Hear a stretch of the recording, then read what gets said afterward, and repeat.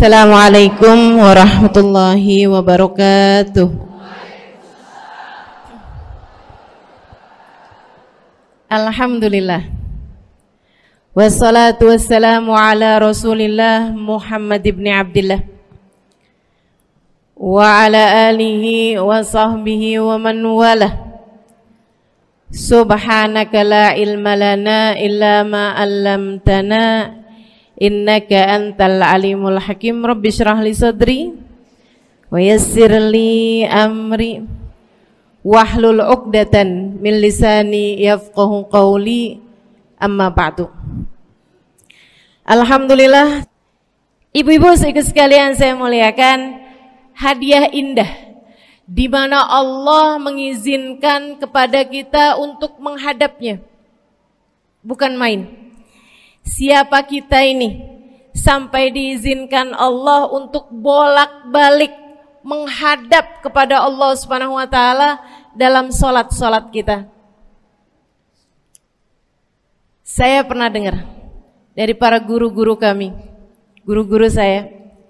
Mereka mengatakan di saat orang salat, di saat kamu salat, di saat saya salat, bukan hanya karena saya mau sholat, kamu mau sholat, akan tetapi karena kamu dianggap mulia di mata Allah, sehingga Allah izinkan dirimu untuk menghadap padanya. Ketika saya sholat, bukan hanya karena saya mau sholat, akan tetapi karena saya punya nilai di mata Allah, sehingga Allah izinkan kepada saya untuk menghadap padanya. Sebaliknya, ketika kamu tidak mau sholat, bukan hanya karena kamu tidak mau sholat, akan tetapi karena kamu sudah jatuh dalam pandangan Allah, terhina dalam pandangan Allah, sehingga Allah tidak lagi mengizinkan kepadamu untuk menghadap kepadanya.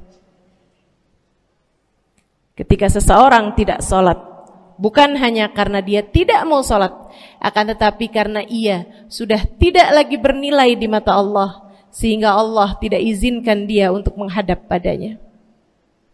Teman-teman, saudariku sekalian yang saya muliakan, kalau bicara tentang sholat nih teman-teman, ada 4 tingkatan, ada 4 kelas. Untuk kamu melihat sholatmu sudah ada di kelas yang mana? Kalau saya boleh bilang kelas teratasnya nih kelas bisnis, oke lah ya. Kelas bawahnya lagi kelas atasnya kelas eksklusif ya, kelas eksekutif.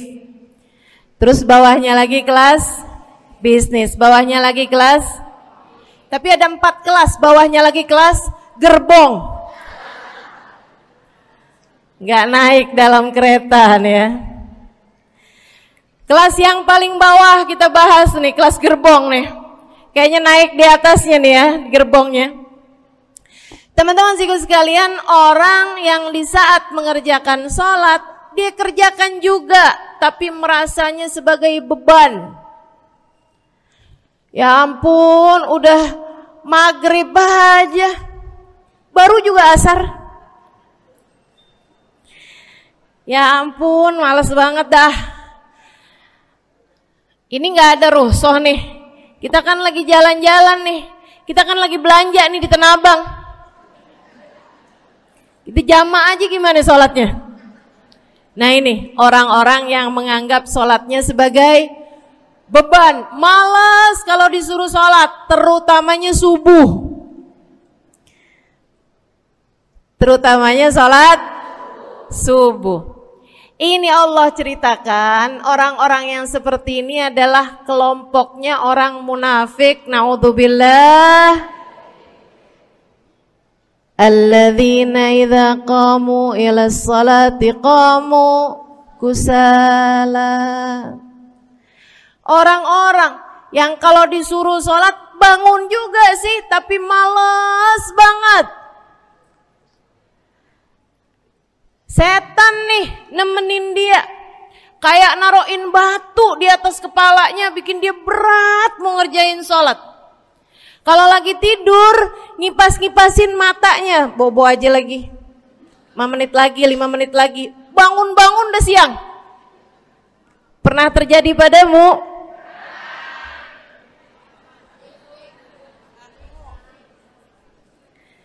Jemur kunut.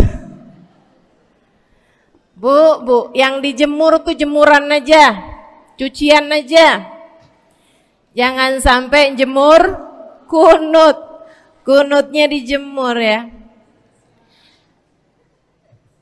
Ketika ada seseorang yang disampaikan kepada Nabi Muhammad bahwasanya orang itu tidak bangun kecuali sesudah azan subuh, artinya enggak tahajud, artinya enggak bangun di sepertiga malam terakhir, bangunnya sesudah azan subuh.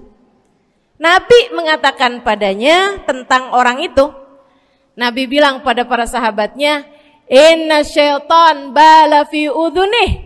Itu adalah orang yang telinganya dikencingin sama setan. Pada pernah dikencingin setan? Kalau bangunnya habis adzan tuh dikencingin setan. Kalau bangunnya udah terbit matahari dikencingin siapa kira-kira?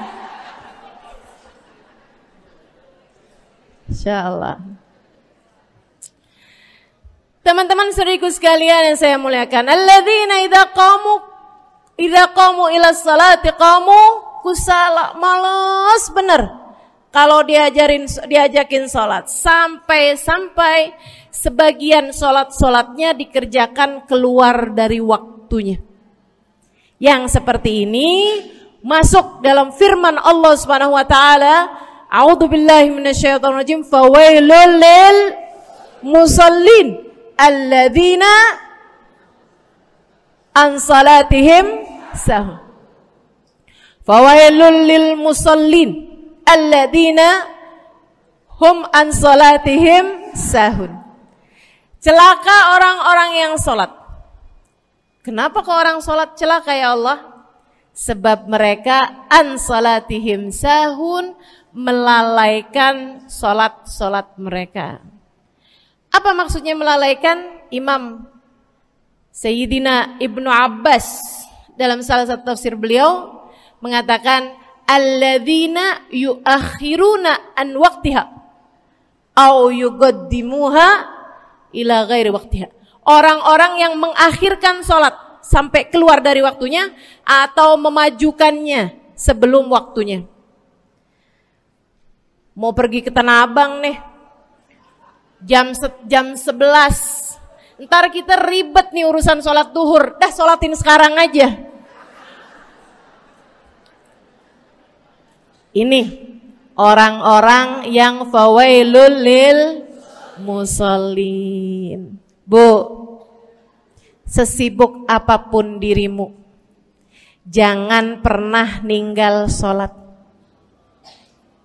Bu, lagi ngerjain perkara penting apapun kamu, jangan pernah mengakhirkan sholat. Jangan pernah mengeluarkan sholat dari waktunya. Kenapa gitu? Karena bu, sholat itu urusanmu sama Allah. Gak ada yang lebih penting daripada itu. Gak ada yang lebih penting daripada itu. Siapa yang mementingkan Allah, dia bakal dipentingin sama Allah. Siapa yang meremehkan salatnya, berarti dia telah meremehkan Allah. Siapa yang meremehkan Allah, dia akan diremehkan oleh Allah. Na'udzubillah min dzalik. Buat adik-adik jomblo, jangan pernah mau kawin sama orang yang gak sholat. Biarpun kamu udah nunggu cukup lama, kalau ada yang lamar kamu dan dia gak sholat, jangan mau bu. Dek, ibu-ibu juga, kalau ada yang janda di sini,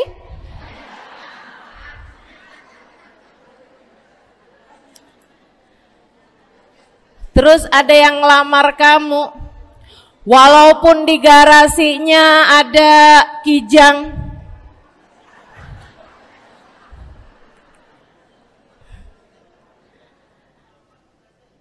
ada bebek, motor maksudnya ya, datang melamar kamu, jangan terima. Orang yang gak sholat, kamu jangan mau jadi istrinya. Kenapa? Saya kasih tahu ya, Allah aja dia tinggalin, apalagi kamu.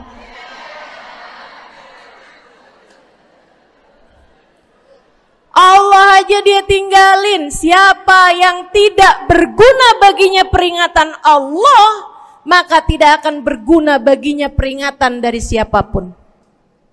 Tapi dia mencintai saya, Ustazah. Dia mencintai saya cinta mati katanya. Sekarang tungguin setahun 2 tahun, cintanya hilang, tinggal matinya. Tapi dia mencintai saya luar biasa, Ustazah. Dia tak sanggup hidup tanpa saya. Itu namanya cinta monyet. Tungguin 2 tahun, cintanya hilang, tinggal. Jangan temenan sama orang gak sholat. Dia telah jatuh di mata Allah. Maka kita pun belajar buat jadi orang-orang yang terus mendaki, terus meraih rahmatnya Allah, terus belajar buat jadi salah satu orang yang dipandang dengan rahmat oleh Allah Subhanahu wa taala. Salah satunya dengan cara kita memuliakan sholat, kita menjaga sholat. Jagain sholatnya, jangan masuk kelompok orang yang tadi itu sholatnya menjadi beban. Ini kelompok paling bawah nih. Naik ke kelas ekonomi. Tadi begitu ya? Kelas ekonomi, orang-orang yang sholatnya menjadi sebuah kewajiban. Dia kerjain, dia tahu itu wajib, dia gak akan tinggalin. Tapi sama halnya dengan kewajiban-kewajiban yang lain. Kita nih kalau mikirnya kewajiban, Bu, kalau nggak diwajibin lagi seneng. Betul nggak?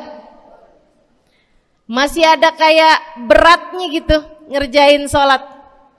Orang yang sholatnya dianggap sebagai kewajiban. Kayak anak-anak sekolah tuh, wajib pakai seragam, wajib ngerjain PR. Kalau satu hari, besok enggak wajib pakai seragam. Ada nggak ya pakai seragam? Nggak ada. Nggak ada yang besoknya dia pakai seragam. Terus tanyain, kenapa kamu tetap pakai seragam? Abisnya saya suka sama seragamnya. Nggak ada. Karena mereka menganggap pakai seragamnya adalah kewajiban. Sekolahnya sebagai kewajiban. Jadi giliran besok libur anak-anak, hore gitu. Ada orang-orang yang sholatnya dianggap sebagai kewajiban. Nggak ada yang nambah kalau kewajiban tuh. Sholat sunnah boro-boro. Sholat wajib aja kalau bisa dibikin sesingkat mungkin akan dilaksanakan dengan cara yang sesingkat-singkatnya.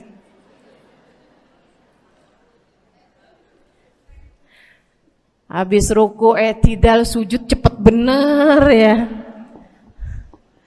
Malaikat raqib sama malaikat atid nih udah tahu aja kalau dia sholat. Habis ghairil maghdubi alaihim waladdallin. Malaikat atid bilang sama malaikat raqib, kulhu, catat kulhu udah pasti.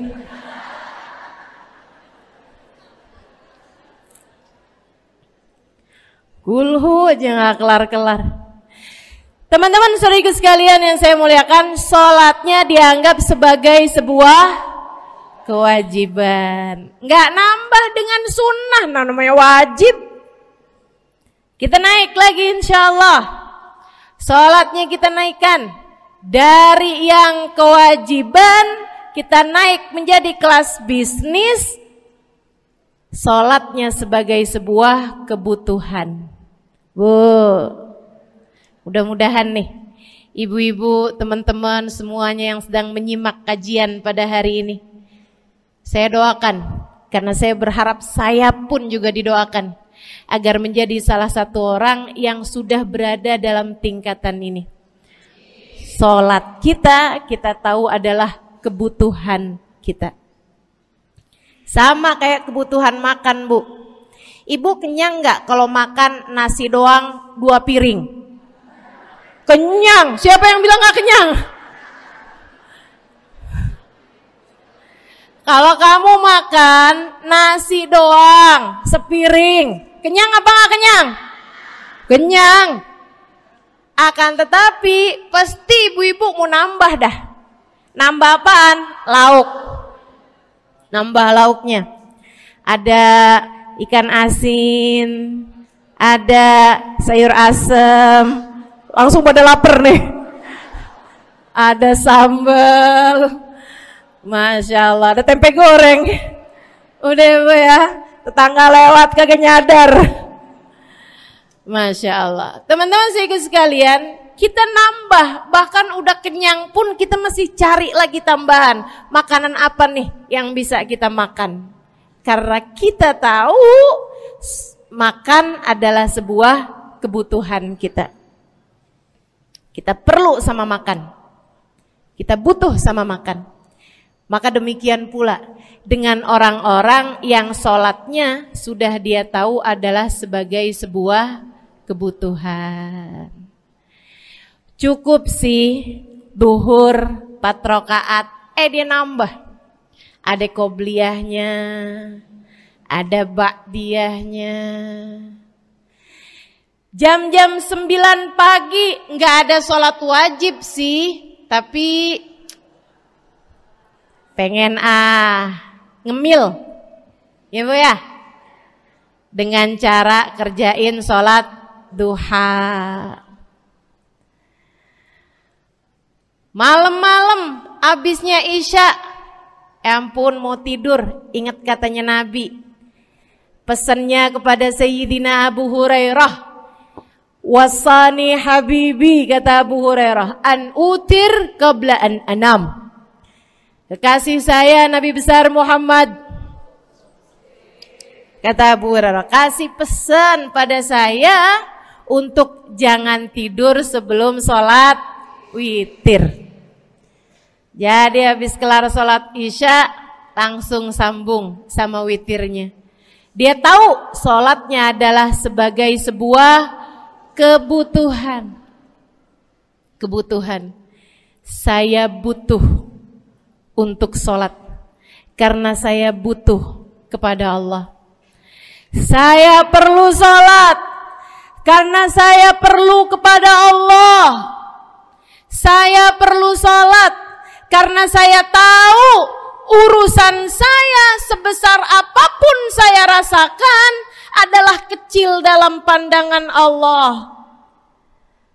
Saya perlu sholat karena permasalahan dalam hidup saya yang saya rasakan sebesar gunung di atas pundak saya, di atas punggung saya, di hadapan Allah tak sampai seperti setitik debu yang mudah saja untuk dia angkatkan dari kehidupan saya. Maka kita pun menjadikan sholat sebagai sebuah kebutuhan. Lagi sakit, jangan ninggal sholat. Kenapa? Kamu menghadap kepada yang punya kesehatan. Lagi banyak utang, jangan ninggal sholat. Sama, jangan utang lagi. Karena kamu menghadap kepada pemilik segala kekuasaan, pemilik dunia dan akhirat, pemilik semua uang di atas muka bumi ini adalah Allah. Makanya Habib Ali Habsyi, penulis kitab Maulid Simtud Durar, yang tadi ibu-ibu baca maulidnya, beliau pernah bilang, Ada dalam salah satu diwan beliau. Diwan tuh syair-syair beliau itu ya. Ali idza qad marid syafahu fi'lus shalah la'alla syirrus sifa fi wad'i tilkal jibah. Kata beliau, Ali nih kalau lagi sakit, nih Habib Ali ya, beliau tuh padahal punya amal ibadah sangat banyak. Tapi Habib Ali bilang, Ali idza qad marid syafahu fi'lus shalah. Ali nih kalau lagi sakit, sembuhnya sama sholat. Sembuhnya sama sholat. La'alla sirrus sifa. Rasa-rasanya memang Allah letakkan rahasia kesembuhan ada pada fi wad'i tilkal jibah, terletakkannya jabhah kita, dahi kita di tempat sujud. Di sana semua permasalahan-permasalahan dalam hidupmu menjadi ringan. Saat kamu meletakkan dahimu di tempat sujud, kamu berbisik lirih kepada Allah, akan tetapi suaramu didengar sama yang punya arsy. Akan tetapi suara bisikanmu didengar segenap malaikat-malaikat yang ada di atas langit. Kemudian mereka mendoakanmu sehingga Allah mengatakan wasjud waqtarib, sujudlah kamu. Posisi sujudmu itu waqtarib akan membuatmu menjadi dekat dengan Allah Subhanahu wa taala. Sujudlah dan mendekatlah kepadaku, kata Allah. Agrab ma yakunul 'abd min rabbih fa huwa sajid, kata Nabi Muhammad. Fa aktsiru fihi du'a faqamin an yustajabulah. Tempat terdekat seorang hamba dengan Tuhannya adalah saat dia sedang sujud. Maka perbanyaklah doa dalam sujudmu, kata Nabi Muhammad. Doamu sangat mungkin diijabah oleh Allah. Apalagi kalau doanya kamu haturkan di sepertiga malam yang terakhir. Saat-saat di mana kebanyakan manusia di sekelilingmu yang lalai berada dalam tidurnya, berada dalam alam mimpinya. Para ulama tuh sampai bilang, Bu, dari kehususannya sepertiga malam yang terakhir, orang yang ngerjain maksiat aja sepertiga malam yang terakhir tuh tidur. Ibu gak pernah tahu orang-orang pulang diskotik jam berapa? Gak tahu ya, sama. Tapi Bu, yang pasti mereka tuh sepertiga malam yang terakhir malah pada pulang, malah pada tidur gitu. Orang maksiat aja itu sama Allah dibuat tidur tuh di jam-jam yang biasanya turun rahmatnya Allah. Allah mau milih nih mana nih hamba-hambaku, pilihan-pilihanku akan aku bangunkan untuk menghadapku. Kemudian Allah Subhanahu wa taala bertanya, hal min mustaghfirin, hal min taib, hal min talibi hajatin faunilahul matalib. Siapa nih di antara kalian yang lagi mohon doa, minta pertolongan, mohon ampunan, akan aku beri, kata Allah Subhanahu wa taala, sebab kalian meminta pada waktu yang paling aku suka. Kalau punya hajat minta. Kapan mintanya? Dalam sujud. Kapan sujudnya? Dalam sholatmu di sepertiga malam yang terakhir. Bu, ngelihat muka-mukanya pada punya hajat banyak-banyak nih. Gimana tahajudnya?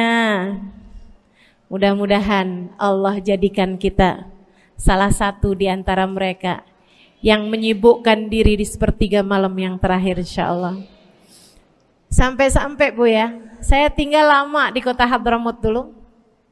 Orang-orang di Hadramut, orang awamnya, itu kalau mereka punya anak kecil umur 1 tahun, 2 tahun, 3 tahun tuh, punya anak bayi, balita gitu. Kalau mereka bangun di sepertiga malam yang terakhir, mereka akan membangunkan anak-anaknya walaupun buat main.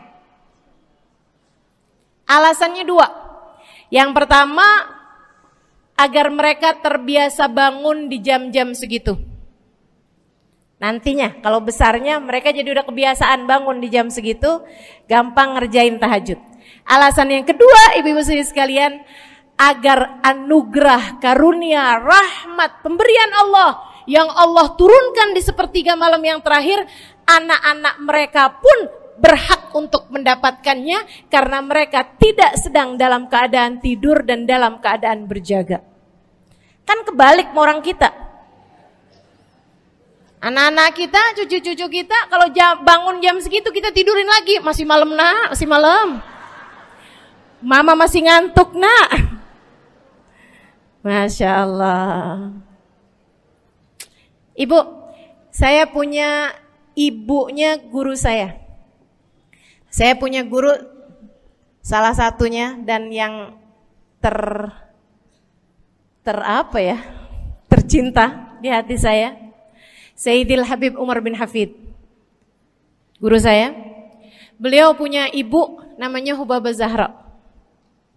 Almarhumah, baru meninggal masa-masa deket pandemi. Ya Bu ya, baru aja beberapa tahun silam meninggalnya. Itu ibu-ibu sekalian punya anak kalau nggak salah 12. Kalau nggak salah 12 anak beliau. Laki-laki 5. Kalau saya nggak salah ya, mohon maaf kalau saya salah. Kemudian yang perempuan 7. Semuanya soleh-solehah.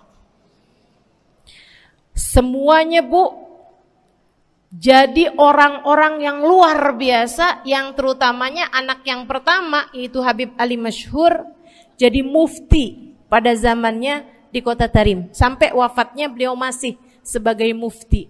Mufti itu Bu, permasalahannya umat semuanya ada di meja beliau untuk beliau selesaikan. Anak yang laki-laki yang paling kecil, Al Habib Umar bin Hafid, menjadi kita tahu semuanya ya, orang soleh, ulama, waliullah. Ibu-ibu sekalian, kita mau tahu nih, anak-anak soleh-solehah semacam itu ibunya kayak gimana gitu. Karena Bu, mohon maaf. Walaupun memang Nabi Nuh, nabinya udah soleh, anaknya nggak soleh. Kan begitu ya? Ada juga sih, tapi secara mayoritasnya Bu, buah jatuhnya tak jauh dari emaknya begitu, anaknya kurang lebih begitu. Anaknya begitu, emaknya biar kita nggak lihat, kita udah bisa ngebayangin kayak apa orangnya.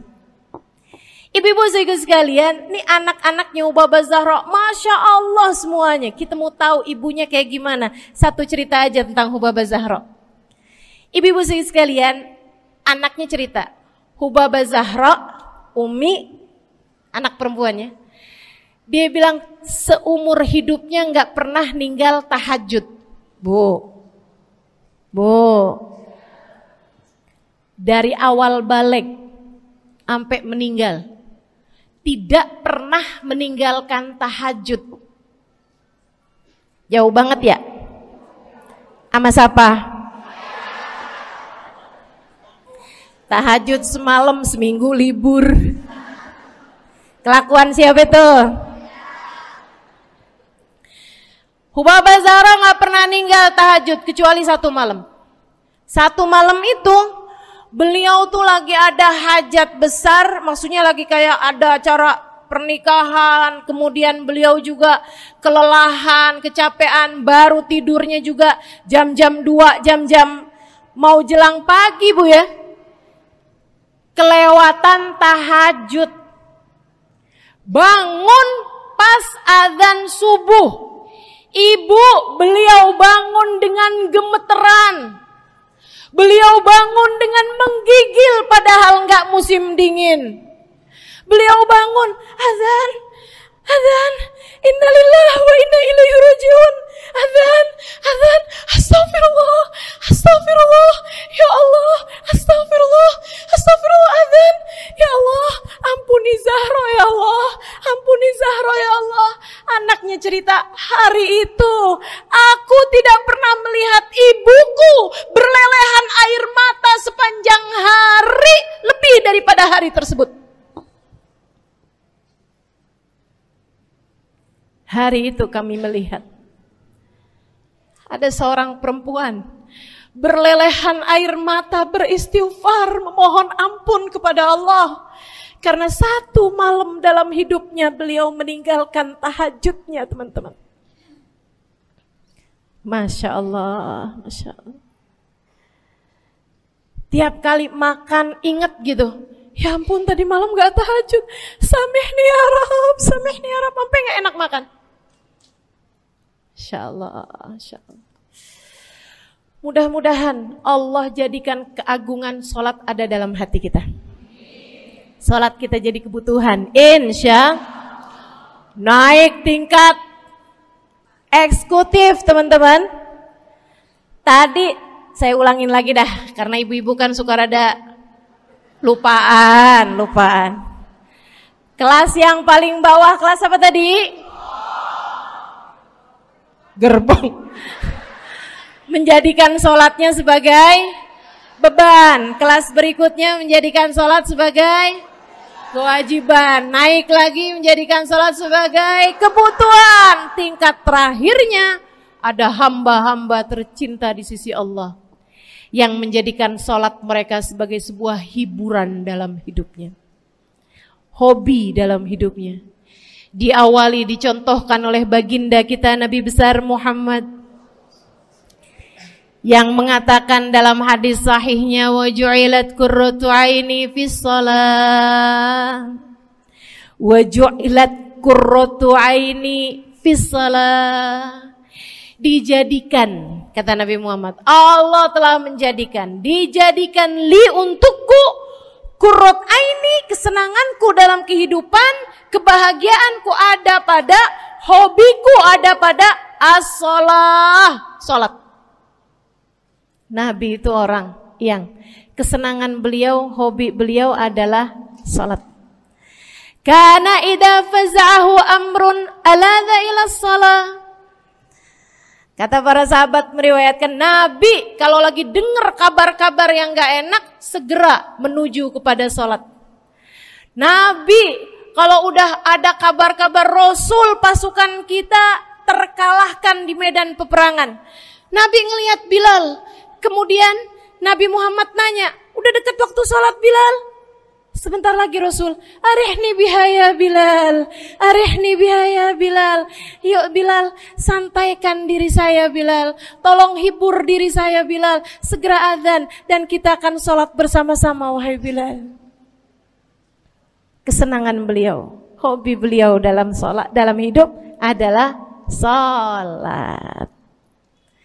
Teman-teman saya sekalian, bukan hanya Nabi Muhammad, tapi para sahabat-sahabat Nabi Muhammad, tapi para tabi'in, para tabi'it tabi'in. Saudaraku sekalian saya muliakan, Sayyidina Umar bin Khattab alaihi ridwanullah, kana idza ja'ahu hal, apabila beliau dalam keadaan hatinya lagi khusyuk, hatinya lagi nyambung banget sama Allah Subhanahu wa taala, kalau mau sholat sunnah manggil orang. Beliau sholat dalam masjid, ada orang mau sholat sunnah, ada orang lagi baca Quran dipanggil sama beliau. Kamu saya bayar ya, kamu duduk sebelah sini saya nih, baca Qurannya deketan saya sini, kamu saya bayar. Buat apaan wahai Sayyidina Umar? Buat negur saya, ngingetin saya lagi sholat nih. Oh gak usah dibayar Tuan. Yaudah kalau gitu kamu duduknya sebelah sini ya. Tugas saya apa Tuan? Kalau kamu lihat saya sholat berdirinya kelamaan, ingetin saya buat ruku. Kalau kamu lihat ruku saya kelamaan gak bangun-bangun, ingetin saya buat bangun. Kalau kamu lihat sujud saya kelamaan, ingetin saya buat duduk. Karena saya sekarang ini kalau lagi berdiri baca Al-Quran, lupa buat ruku. Dari nikmatnya bacaan Quran beliau. Baik Tuan, sholat, baca Fatihah, habis itu baca Quran, surat Al-Quran, dapat selesai satu, kok masih enak, baca lagi, masih enak lagi, baca lagi. Yang sebelah beneran nih gak ruku-ruku. Beliau berdiri kemudian bilang, Tuan ruku, gak kedengeran. Beliau berdiri deketin telinganya, Tuan ruku, belum kedengeran juga. Ruku, Allahu Akbar. Sayyidina Umar bin Khattab. Tabi'in, Sayyidina Ali Zainal Abidin. Pernah lagi sholat, rumahnya kebakaran, teman-teman. Sholat sunnah di waktu malam, rumahnya kebakaran. Orang-orang pada teriak-teriak, Tuan Harik, nar, ya ibn binti Rasulillah, wahai anak dari cucunya Nabi Muhammad, Tuan, ada api di sekitarmu, Tuan, kebakaran, Tuan, kebakaran. Allahu Akbar. Sami Allahu liman hamidah, enggak lihat apa-apa. Habis selesai sholat baru lihat, kebakaran nih rupanya. Orang-orang pada bilang, kami sudah mengingatkanmu Tuan. Apa jawab beliau? Al-hadni an-narul kubro. Di depan saya ada api yang jauh lebih besar, api neraka. Saya nggak lihat api sekecil ini. Masya Allah. Saudaraku sekalian yang saya muliakan, para ulama Allah Subhanahu Wa Taala. Terakhir saya mau ceritakan Sayyidil Habib Abu Bakar As-Sakran, penulis Wirid Sakran. Kalau teman-teman pernah tahu, beliau saudaraku sekalian saya muliakan dapat julukan As-Sakran, orang yang mabuk. Karena mabuk kepada Allah Subhanahu Wa Taala. Beliau pernah satu waktu kena penyakit di punggungnya. Beliau kemudian tanya sama dokter, kata dokter, wah ini nih penyakit mesti diangkat, mesti dioperasi. Ya udahlah, operasiin saya. Disuguhin 1 gelas khamr di waktu yang telah ditetapkan untuk jadi waktu operasi. Apa ini? Khamr, minuman keras. Zaman itu belum ada obat bius. Dia bilang, ini buat apa? Khamr ini Tuan, minuman keras ya, agar engkau nggak sadar. Jadi enak gitu kita ngoperasinya. Dia bilang, saya mau dengan kesehatan saya kepengen ngerjain taat kepada Allah, saya nggak mau. Saya dapetin kesehatan saya dengan cara mengerjakan yang diharamkan Allah, yaitu minuman keras. Saya nggak perlu ini. Waduh, kalau gitu nggak bisa dioperasi Tuan. Kenapa soalnya? Ya nanti kan kesakitan, nanti susah operasinya gitu. Oh gampang. Kalau kalian pengen bikin saya nggak sadar, nggak perlu minuman keras. Terus gimana? Operasikan kalau saya sedang sholat. Maka mulailah, dokter-dokter udah pada siap. Beliau lagi sholat sunnah ya Bu ya. Allahu Akbar gitu. Mulai dokter buka baju belakangnya, mulai Bu digunting kulitnya, digergaji tulangnya. Beliau Bu mukanya meringis saja enggak. Beliau ruku, dokternya ikutan nungging. Beliau sujud, dokternya ikutan menunduk juga. Beliau sholat nikmat banget. Sampai beliau selesai dari sholat, beliau nanya sama dokter-dokternya, kenapa gak nurut tadi tuh waktu saya sholat mestinya operasi. Kata dokter, udah selesai Bib dari tadi. Masya Allah. Radiyallahu ta'ala anhum wardahum. Ini bukan kelas-kelas kita. Saya cuma ceritain aja sama ibu-ibu. Bukan berarti ibu-ibu nanti pas waktu sakit bilang sama dokter-dokter gak usah dibius. Beda hati Bu, beda hati. Ibu ya, beda iman, beda semuanya kita sama mereka. Yang pasti, makanya saya kan yang ini gak doa nih. Pas yang kebutuhan tuh baru saya doa. Kenapa? Karena kayaknya tingkatan kita dah Bu ya. Mentok dah di sampai kebutuhan itu dah. Insyaallah, mudah-mudahan Allah jadikan kita orang yang menjaga salat insyaallah. Rabbi jalni muqimas shalah wa min dzurriyyati amin. Rabbi jalni muqimas shalah wa min dzurriyyati amin. Rabbi jalna muqimis shalah wa min dzurriyyatina rabbana wa taqabbal du'a. Ala hadhihi niyyah bi kunniyah salihah ila hadratin nabi al-fatihah. Syaitanir rajim. Bismillahirrahmanirrahim. Alhamdulillahirabbil alamin. Ar-Rahmanir-Rahim, Maliki Yaumiddin, Iyyaka na'budu wa iyyaka nasta'in. Ihdinas siratal mustaqim, siratal ladzina an'amta 'alaihim, ghairil maghdubi 'alaihim waladdallin. Amin. Taqabbalallahu minna wa minkum, taqabbal ya karim. Sama-sama kita hormati, kita sayangi segenap keluarga besar dari Majelis Ta'lim Raudhatul Aliyah di bawah pimpinan Ibu Ayu Komaladewi Kita doakan semoga beliau beserta segenap keluarganya senantiasa dalam limpahan rahmat ridha Allah Subhanahu wa taala. Juga kita doakan Ustazah Nabilah Al-Haddad sebagai pengasuh di majelis ta'lim ini, sebagai pimpinan di majelis ta'lim ini, Bu Ayu dan Ustazah Nabilah sekeluarga semuanya insyaallah senantiasa dalam pandangan kasih sayang Allah SWT. Panjangkan umurnya, disehatkan badannya, dimudahkan urusannya, kabulkan hajatnya, semakin dicinta Allah SWT dan Rasulnya.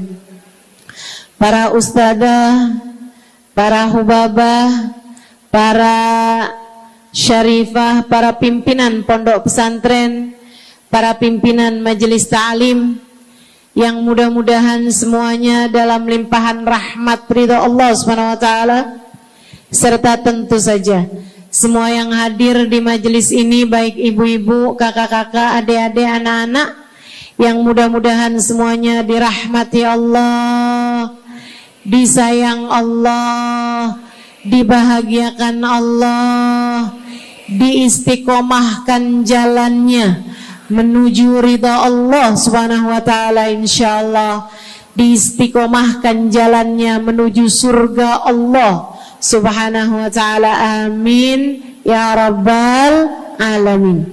Qul amantu billah thumma istaqim, kata Nabi Muhammad sallallahu alaihi wasallam kepada seorang pemuda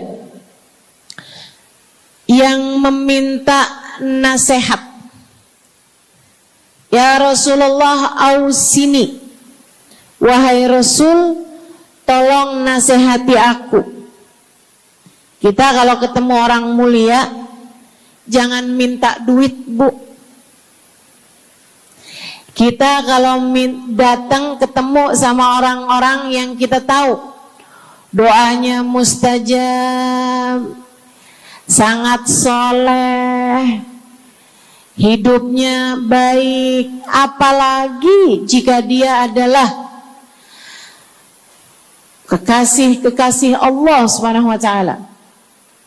Kamu kalau berjumpa dengan ulama, jangan minta sesuatu yang duniawi. Tirulah para sahabat ketika berjumpa dengan Nabi Muhammad. Biasanya mereka meminta satu dari dua hal.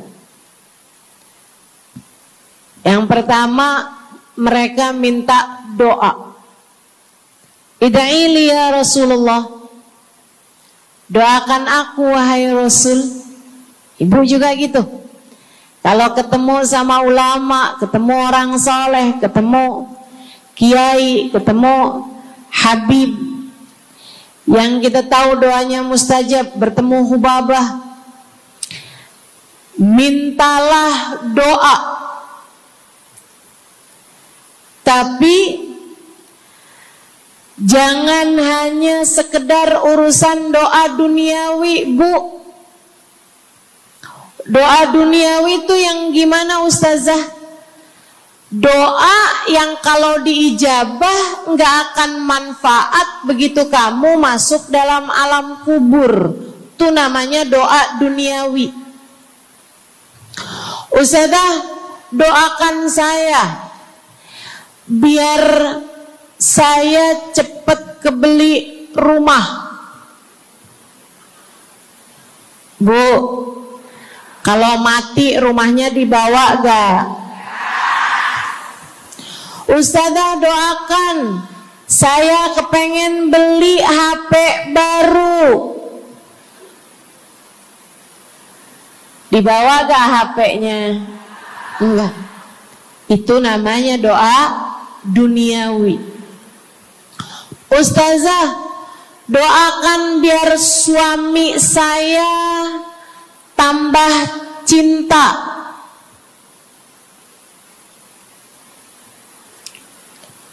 Kalau mati suaminya dibawa gak Bu? Walaupun kamu mau, dia gak bakalan mau Bu. Sesuatu yang sifatnya duniawi. Ustazah, doakan biar anak saya soleh. Duniawi apa bukan? Bukan.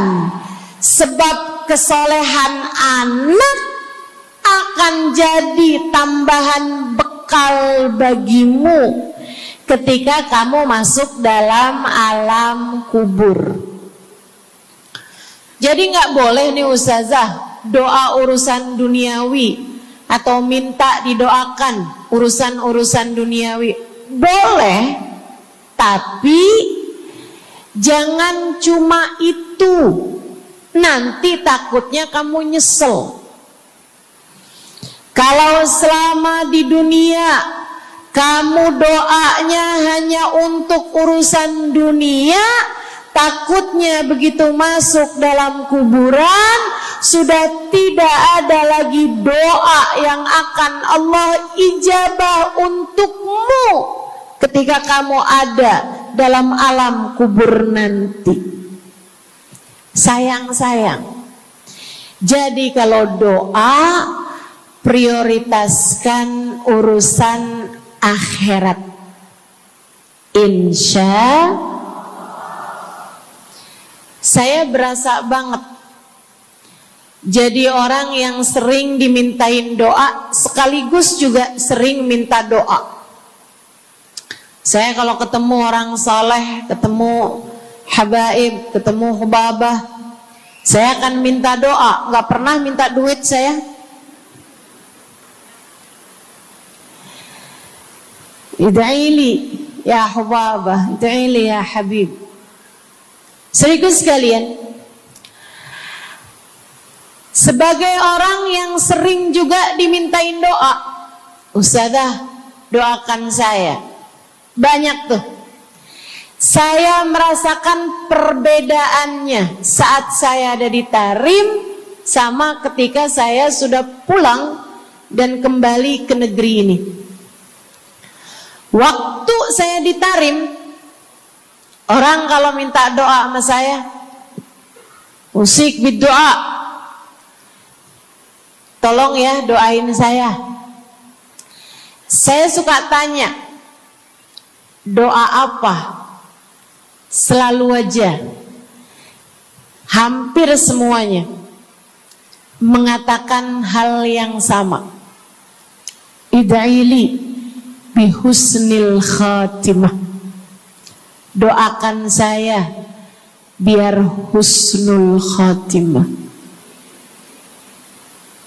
Begitu nyampe ke Indonesia, kalau ada orang bilang ustazah doain saya, biasanya lanjut tuh doanya, minta apa langsung dibilang, nggak pakai tanya. Ustazah doain saya biar utang cepat lunas. Ustazah doain saya biar cepat dapat jodoh. Ustazah doain saya biar jadi orang kaya. Ustazah doain saya biar suami nggak mendua. Ya Allah, ternyata kebanyakan orang kita kalau minta doa seringnya urusan duniawi.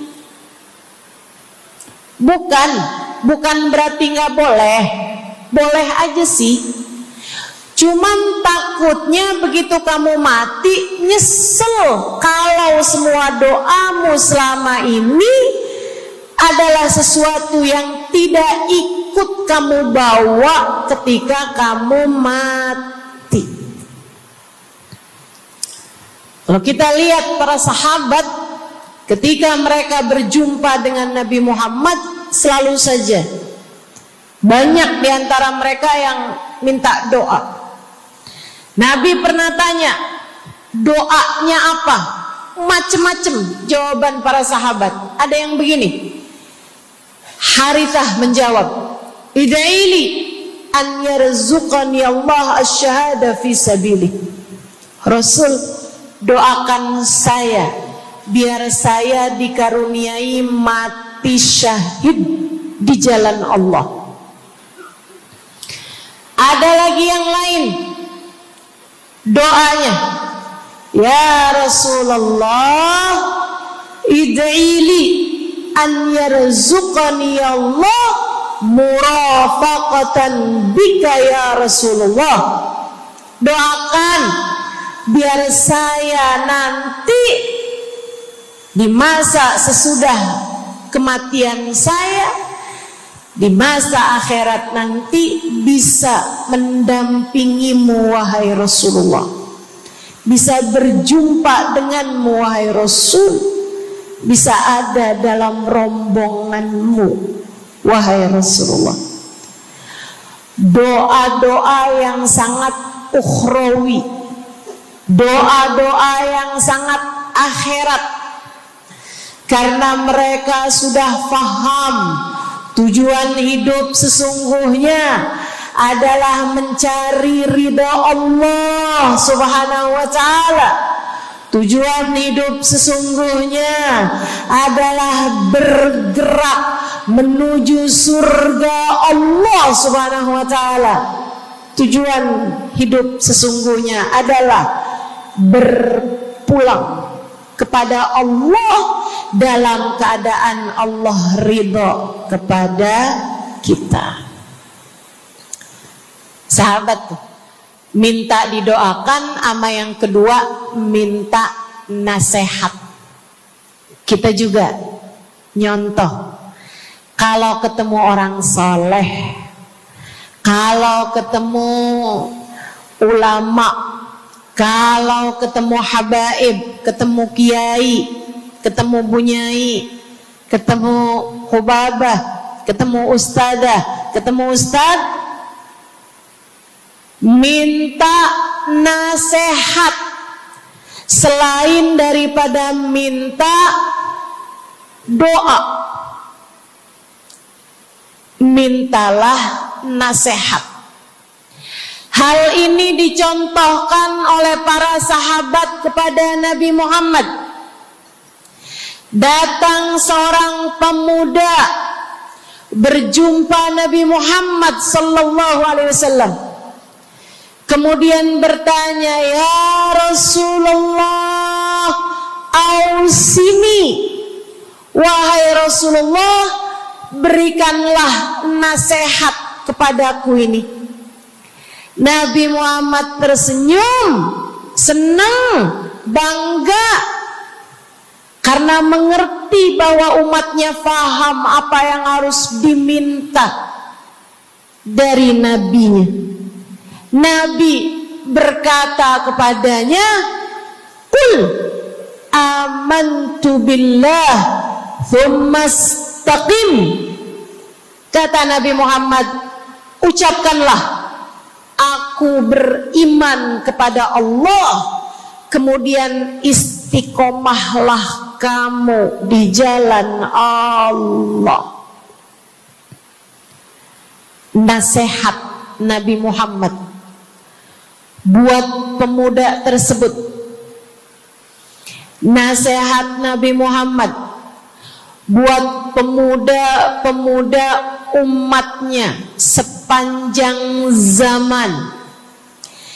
Nasihat Nabi Muhammad buat umatnya, baik yang muda maupun yang tua, baik laki-laki maupun perempuan, baik yang pintar maupun yang kurang pintar. Semua umatnya dinasehati sama Nabi Muhammad. Karenanya akan saya sampaikan hal ini kepadamu hari ini. Quli, ucapkanlah, amantu billah, aku beriman kepada Allah. Tsumastaqimi, kemudian istiqomahlah kamu, wahai saudariku, di jalan Allah. Katakanlah, aku beriman kepada Allah, kemudian istiqomahlah. Istiqomahlah.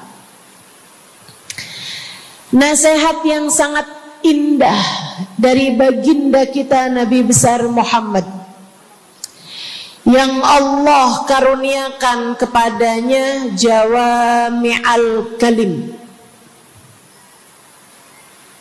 dapat selalu berbicara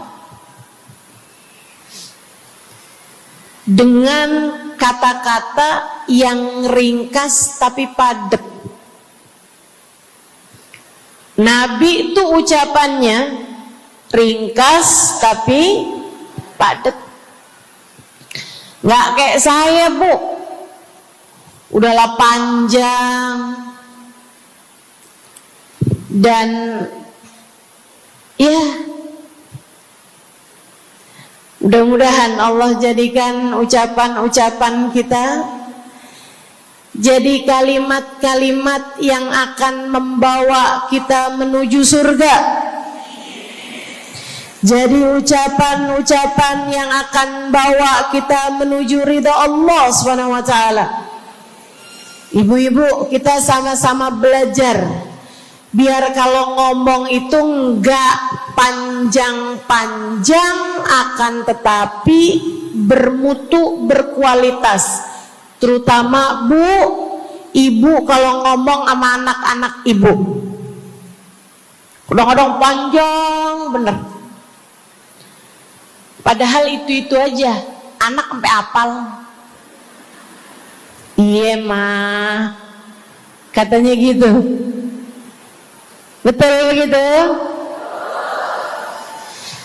Nabi kalau ngomong pendek aja tapi penuh makna.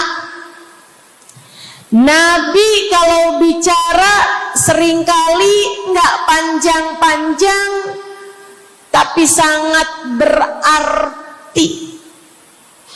Satu hadis beliau saja bisa disyarahkan, diberi keterangan, hingga bahkan berkitab-kitab banyaknya. Ibu-ibu sekalian, salah satu dari ucapan ringkasnya Nabi Muhammad, amantu billah, kata Nabi, qul amantu billah, tsumastaqim, ucapkanlah, aku beriman kepada Allah, kemudian istiqomahlah di jalan Allah. Apa itu istiqomah? Lurus, jangan belok-belok. Lurus, jalan terus. Jalannya adalah jalan yang lurus. Itu yang selalu kita minta dalam tiap rakaat sholat kita. Kita berdoa kepada Allah, ihdinas siratal,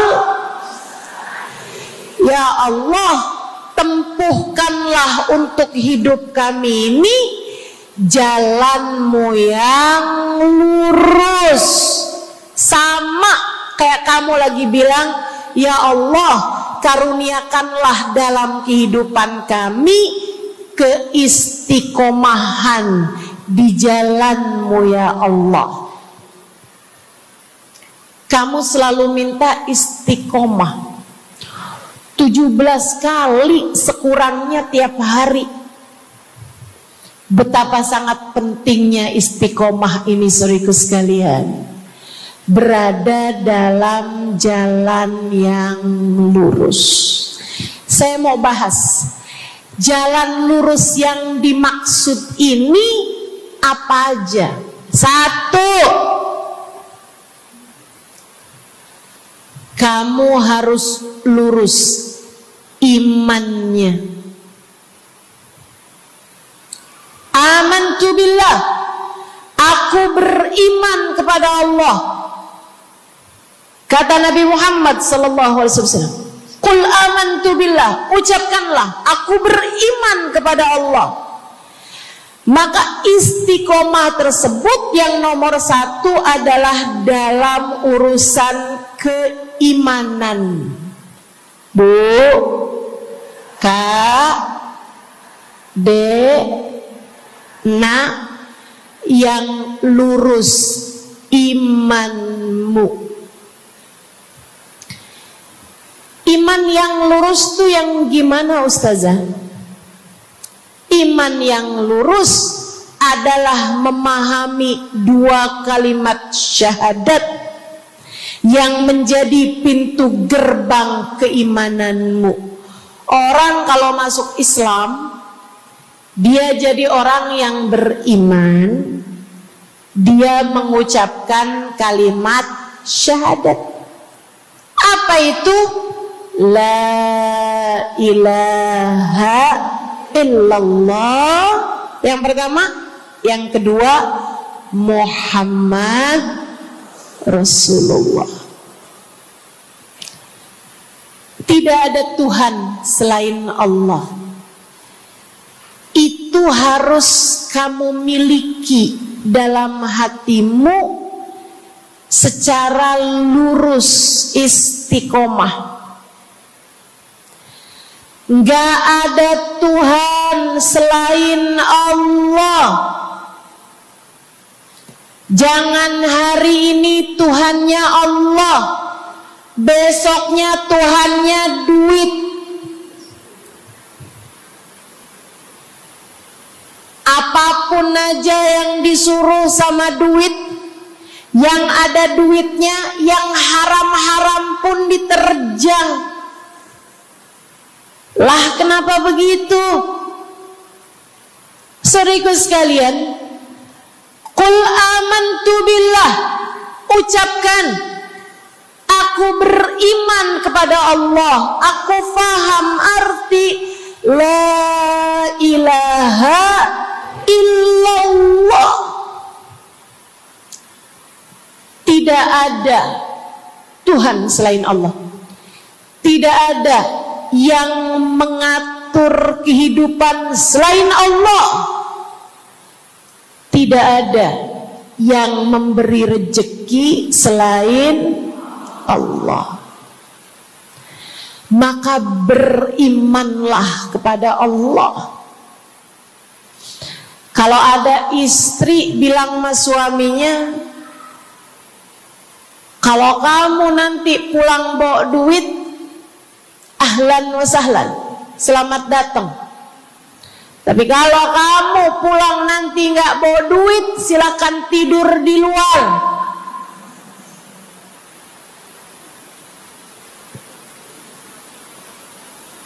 Kamu sepertinya kurang beriman. Kamu lupa bahwa pemberi rezeki bukan suamimu, melainkan yang ngasih rezeki itu cuma satu, Bu. Namanya bukan pekerjaan, bukan atasan, bukan pemerintah. Yang ngasih rezeki cuma Allah Subhanahu wa ta'ala.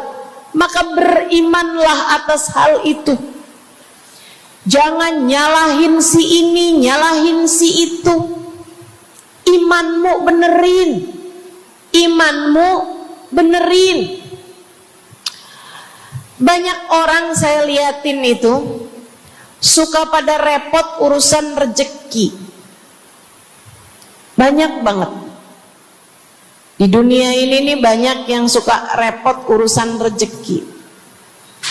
ngejar dunia abis-abisan, ngejar duit segala macam cara, sampai omongannya nggak jadi omongan orang beriman. Waktu dibilangin jangan nyari rejeki yang haram, cari rejeki yang halal. Jangan berani ngambil yang bukan hakmu. Dia bilang begini nih, ya ustazah nggak tahu zaman sekarang, jangankan nyari yang halal, nyari yang haram juga susah saja.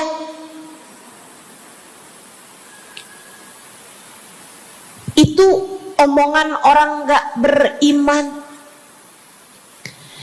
Kamu mesti ngerti dulu, kalau yang kamu minta adalah urusan rezeki, dengerin.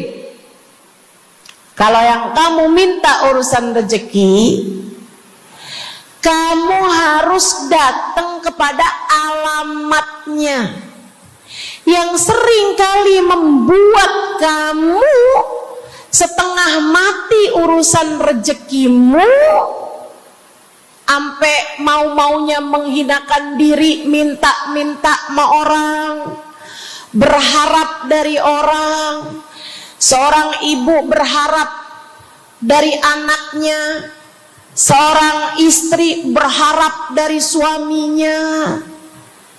Saudariku sekalian, yang sering kali membuat kamu tersiksa urusan rezeki adalah karena kamu salah alamat. Kamu salah alamat. Kamu sedang tersesat jalan. Kamu sedang salah arah. Makanya jadinya kemana-mana kamu nggak nemu.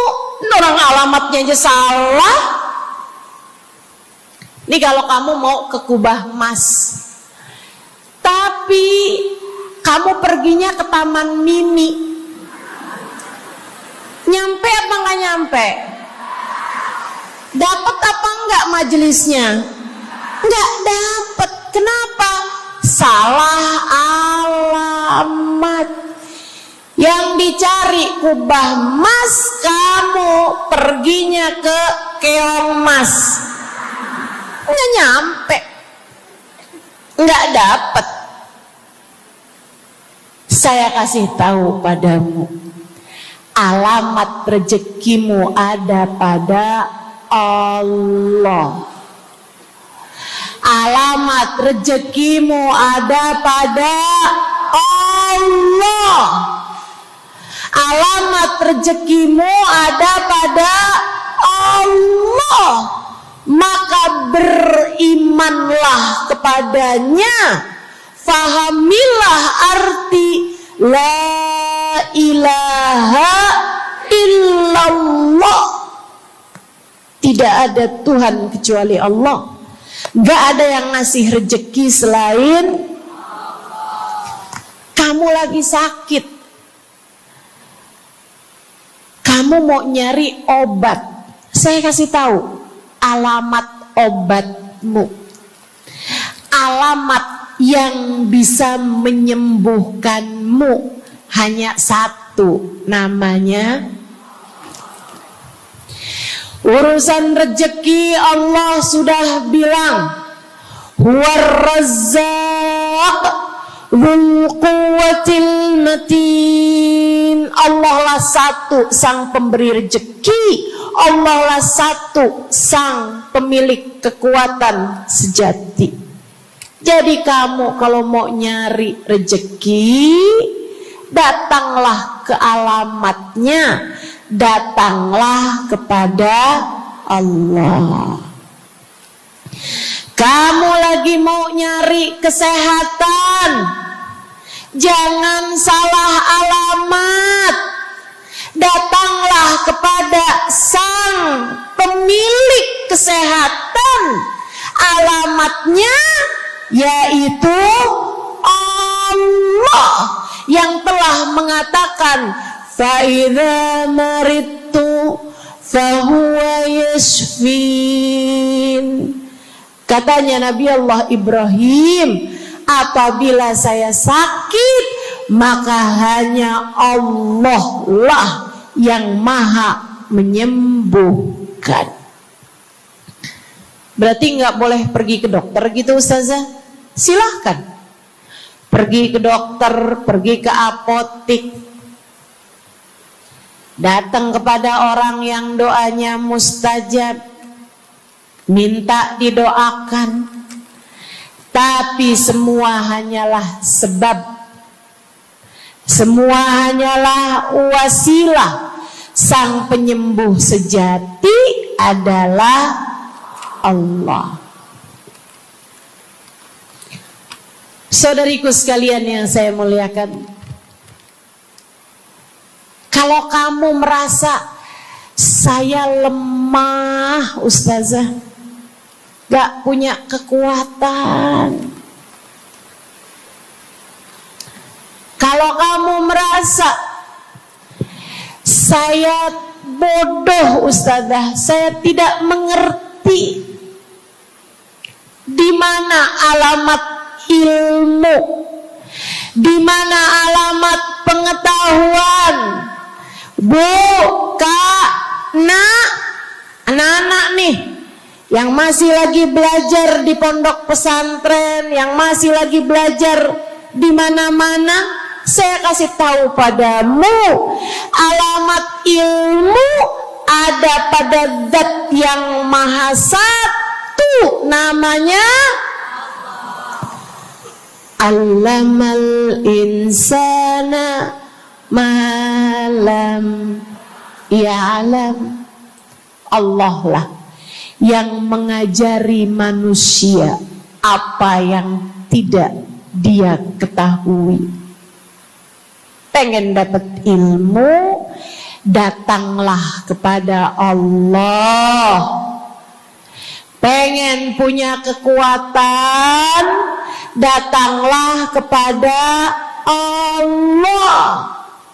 Saya udah tua Ustazah, saya janda pula Ustazah, saya nggak punya kekuatan ya Ustazah. Kekuatanmu hanya ada pada Zat yang Maha Satu, Allah Subhanahu wa Ta'ala. Datanglah selalu padanya. Imanmu jangan biarkan ia naik turun.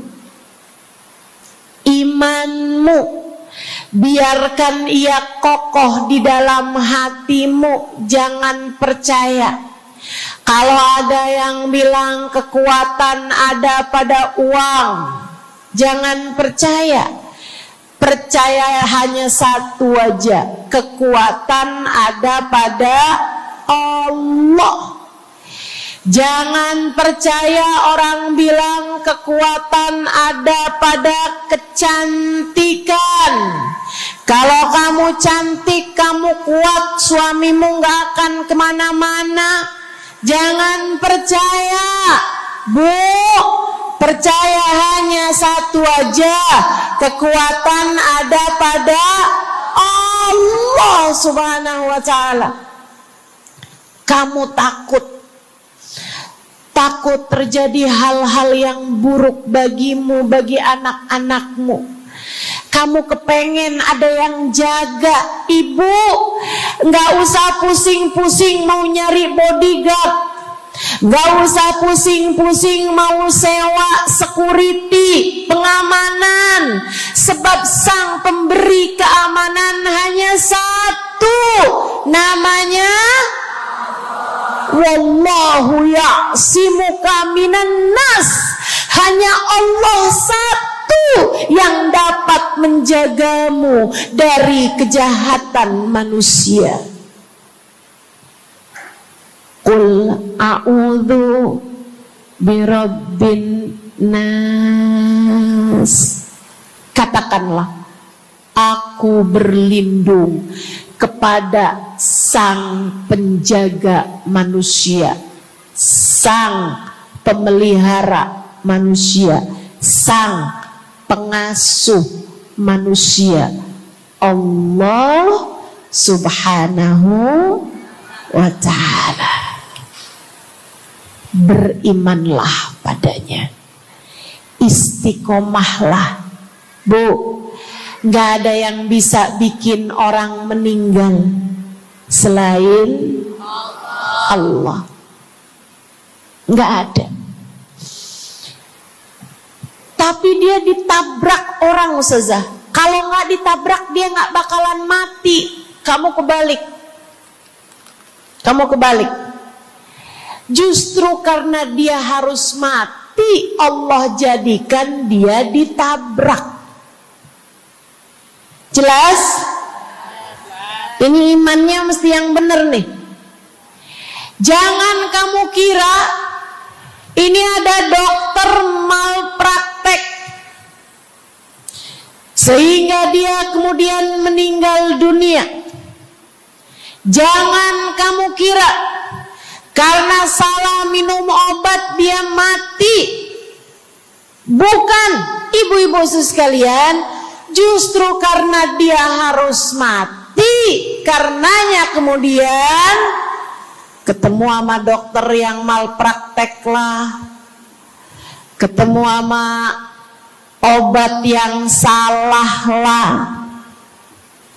Itu hanya sebab kematiannya itu sendiri. Allah udah bilang, idza jaa ajaluhum la yastakhiruna sa'atan wa la yastaqdimun. Apabila datang ajal seseorang, nggak ada siapapun yang bisa memajukan barang semenit pun, nggak ada yang bisa memundurkan meski sesaat sekalipun. Nggak ada. Emang udah kepastiannya. Waktunya mati ya mati, Bu. Gak ada yang bisa menghidupkan, sekaligus tidak ada yang bisa mematikan selain Allah. Itu artinya istiqomah dalam iman. Tapi tunggu dulu, sebelum saya lanjutkan istiqomah yang lain. Selain beriman kepada Allah, kamu juga harus beriman kepada Nabi Muhammad. Kamu harus beriman kepada Nabi Muhammad. Beriman bahwa beliau adalah, a'udzubillahi minasyaitonirrajim, qul innama ana basyarum mithlukum yuha ilayya. Dua-duanya harus seimbang. Innama ana basyarum mithlukum, tapi juga yuha ilayya. Katakanlah wahai Nabi Muhammad, aku adalah seorang manusia seperti kalian. Saya punya badan, saya punya perasaan.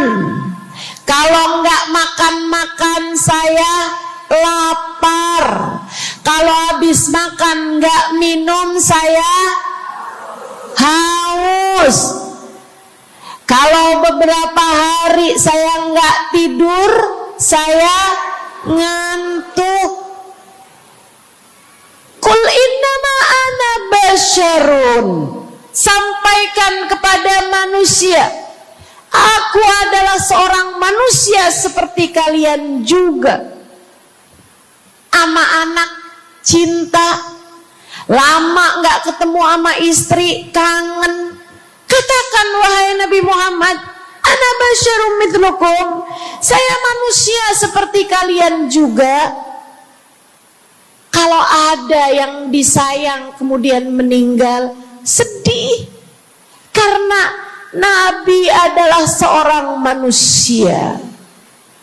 Tapi tunggu dulu, Beliau tidak hanya sekedar manusia, itu adalah satu sisi kehidupan Nabi Muhammad. Jangan lupa, innama ana basyarum mithlukum, tapi yuha ilayya, aku diberi wahyu, aku hamba wahyu, aku berbincang-bincang dengan Allah, kalian tidak. Aku berbicara langsung dengan Allah, kata Nabi Muhammad, kalian tidak. Aku dituruni malaikat Jibril, kalian tidak. Aku diberi wahyu Al-Quran 30 juz, kalian tidak barang seayat pun. Nih, kalau saya perhatikan, imannya umat manusia yang beriman kepada Allah sekalipun menjadi cacat ketika tidak beriman kepada Nabi Muhammad. Lihatin, mohon maaf, orang Yahudi, Bu, beriman kepada Allah. Kamu kalau nanya sama orang Yahudi, Tuhanmu siapa? Allah. Tapi mereka nggak beriman kepada Nabi Muhammad. Apakah mereka disebut orang yang beriman? Tidak. Orang Nasrani, apakah mereka beriman kepada Allah? Iya. Tapi apakah mereka beriman kepada Nabi Muhammad? Tidak. Apakah mereka beriman? Tidak. Bahkan umat Islam ada yang mempercayai sesudah Nabi Muhammad ada nabi yang lain, namanya Mirza Ghulam Ahmad, sehingga mereka menyebut agama mereka Islam, tapi agama Islamnya pakai ada kelanjutannya, Islam Ahmadiyah. Apakah mereka beriman? Tidak. Sebab syarat iman selain la ilaha illallah juga ada Muhammad Rasulullah. Bahkan, Bu, ada banyak di antara kita orang-orang yang iman kepada Allah luar biasa, tapi kalau urusan kepada Nabi Muhammad, kalau lagi diceritain Isra Mi'raj, dia bilang Nabi Muhammad tuh nggak usahlah segitu amat diperayakan Isra Mi'rajnya. Nabi Muhammad tuh Isra Mi'raj cuman sekedar ruhnya aja, badannya nggak pakai Isra Mi'raj. Jadi Nabi itu orang ngelihatnya kayak tidur aja, ruhnya aja yang melayang-layang. Isra Mi'raj bener, tapi ruhnya aja, badannya nggak pakai pergi. Jadi kalian nggak usah berlebih-lebihan sama Isra Mi'raj. Oh, kenapa gitu? Kamu nggak percaya sama Isra Mi'raj, sama badan-badannya Nabi sekalian? Kamu nggak percaya, kenapa? Ya karena itu nggak masuk akal. Manusia kan nggak bisa kayak gitu. Nabi Muhammad kan manusia. Kamu lupa bahwa Nabi walaupun manusia, beliau adalah yuha ilayya. Beliau adalah hamba wahyu. Ketika diceritakan tentang mukjizatnya Nabi Muhammad, yang bisa memperbanyak makanan, bahkan ada Ghazal, ada rusa yang berbicara dengan Nabi Muhammad, ada unta yang sujud kepada Nabi Muhammad, ada pohon yang datang kepada Nabi Muhammad dengan mencabut akarnya, kemudian berjalan dengan akarnya menuju Nabi Muhammad. Ketika dipanggil, kemudian sujud pohon tersebut kepada Nabi Muhammad sallallahu alaihi wasallam dan bertanya, "Mengapa engkau memanggilku wahai Nabi?" Dia nggak percaya, nggak masuk di akal. Itu hanyalah dongeng. Kita bilang tapi hadisnya sahih, riwayatnya Ibnu Mas'ud yang menceritakan hal itu, hingga bahkan Sahibul Burdah menuliskannya. Katanya Sahibul Burdah Imamul Busiri, ja'at lidakwatihil asjaru sajidatan tamshi ilaihi ala saqin bila qadami. Datang ketika dipanggil sama Nabi Muhammad pepohonan. Mereka datang dengan, mereka berjalan dengan akar-akar mereka, kemudian sujud di hadapan Nabi Muhammad. Ini tentang iman. Mereka nggak percaya. Mereka ngakunya paling beriman. Mereka ngakunya paling lurus imannya. Tapi kenapa kalau mengenai Nabi Muhammad kamu menjadi timpang? Ketika melihat orang ramai-ramai bersolawat kepada Nabi Muhammad, mereka kegerahan. Ketika melihat orang-orang ramai datang ke majelis-majelis maulid, merayakan, bergembira atas lahirnya Nabi Muhammad, mereka kegerahan sampai mereka bikin GAM. Apaan tuh? Gerakan anti maulid. Oh, ada lagi mereka menyebut diri mereka GAS. Apaan tuh? Saya tanya. Gerakan anti solawat lah. Kenapa kamu kegerahan sama Nabi Muhammad? Hah? Kenapa kamu ngerasa kayak takut banget umat begitu cinta sama Nabi Muhammad? Ada apa denganmu? Kamu lupa Nabi Muhammad memang manusia, tapi qul innama ana basyarum mithlukum yuha ilayya. Jangan pernah pisahkan Nabi, meskipun beliau seorang manusia seperti kita, tapi beliau adalah hamba wahyu. Beliau adalah hamba wahyu. Kamu gerah banget orang bersolawat sama Nabi Muhammad. Ada masalah apa sama kamu? Kamu gerah banget orang baca maulid Nabi Muhammad. Bahkan ada orang-orang yang ngaku paling Islam, tapi gerah banget ngelihat orang berziarah ke makam Nabi Muhammad. Ada masalah apa sama kamu?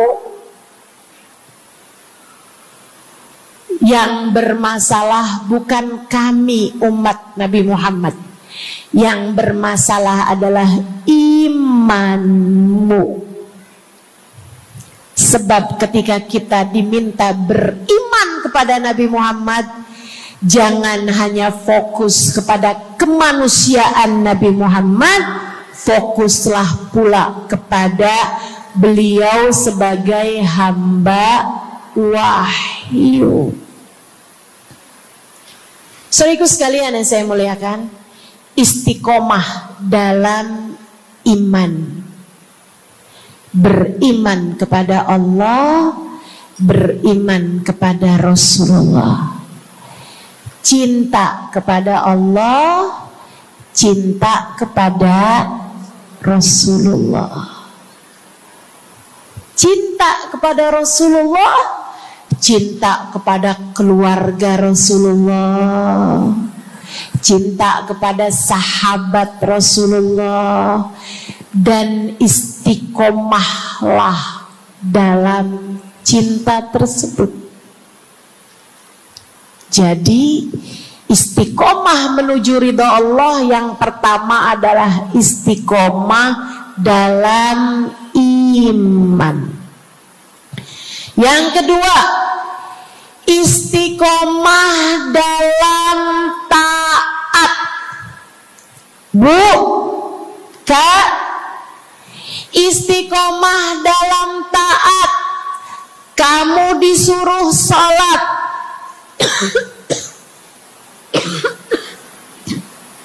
istiqomahlah. Jangan tinggal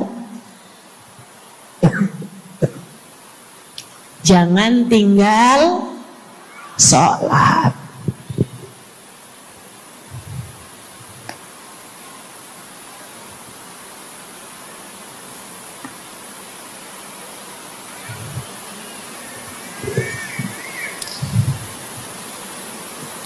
Kamu diperintah buat puasa Ramadan, jangan tinggal puasa. Yang kemarin puasanya bolong karena menstruasi, karena haid, karena nifas misalnya, kamu wajib untuk bayar hutang puasa di hari-hari yang seperti ini. Jangan sampai hutang kamu nggak dibayar. Kadang-kadang sampai Syakban belum lunas juga. Pas ditanya, kamu kok nggak bayar-bayar utangnya tuh? Habisnya nggak ada yang nagih. Kamu minta siapa yang nagih? Israel. Jangan sampai datang malaikat Israel mencabut nyawamu, sementara kamu masih punya hutang puasa yang belum kamu lunasi. Kamu diperintah Allah buat taat. Istiqomahlah dalam jalan taatmu. Jangan tinggal perintah Allah. Dek, kalau kamu dilamar sama laki-laki yang gak sholat, jangan mau. Tapi dia baik, Ustazah. Baik menurut siapa?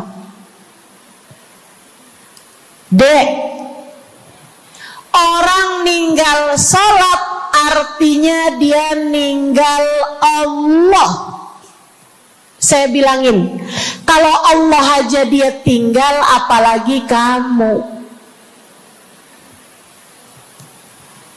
Dia bilang dia gak bakal ninggalin saya, Ustazah, karena katanya dia gak sanggup hidup tanpa saya. Dek, jangan percaya. Jangan percaya. Allah aja dia tinggalin loh, apalagi kamu. Apalagi kamu.